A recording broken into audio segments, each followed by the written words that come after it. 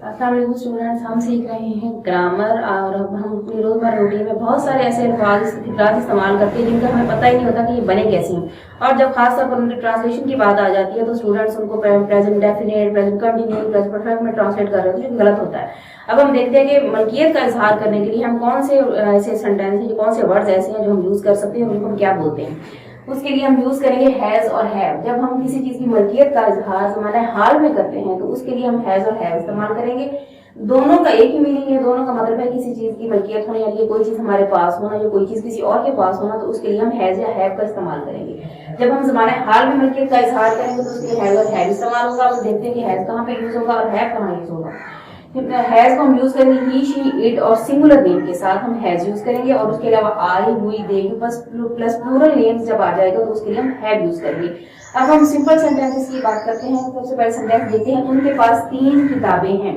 उनके पास, अब उनके पास उनकी मलकियत है, वो कितनी है? 3 है। 3 के लिए हम क्या यूज करेंगे?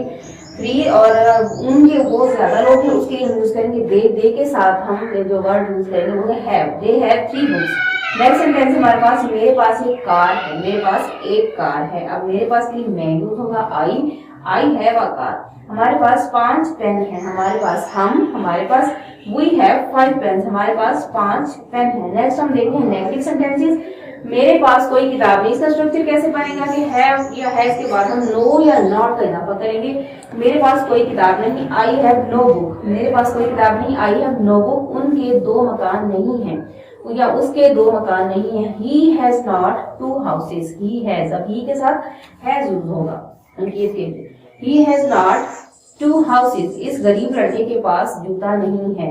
इस गरीब लड़के के पास जूता नहीं है। This poor boy has no shoes. This poor boy has no shoes. Next हम देखते हैं इंट्रोगेटिव सेंटेंसेस। इंट्रोगेटिव सेंटेंसेस को हम इंट्रोगेटिव बनाने के लिए क्या करते हैं कि सबसे पहले जो हमारे पास वर्ड्स हैं, हेल्पिंग वर्ब भी कह सकते हैं, इनको वर्ब भी कह सकते हैं, क्योंकि हमारे पास यहाँ पर कोई मेन वर्ब नहीं है, तो उसको हम स्टार्ट में ले आएंगे और बाकी का सेंटेंस उसके बाद। क्या उसके पास तोते हैं? क्या उसके पास, अभी प्रेजेंट है, क्या उसके पास तोते हैं?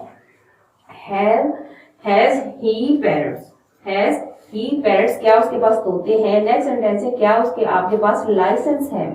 क्या आपके पास लाइसेंस है? Has he a licence. Has he a licence. क्या उनके पास कंप्यूटर है? क्या उनके पास कंप्यूटर है? Have they computer. हैव हमारे पास इसलिए यूज होगा क्योंकि उनमें ज्यादा लोग हैं, तो उसके लिए हम हैव यूज करेंगे, have they computer. Thank you guys, ये था हमारा आज का लेसन। अगले लेसन तक फिर हाजिर होंगे, उस वक्त तक के लिए अल्लाह हाफिज।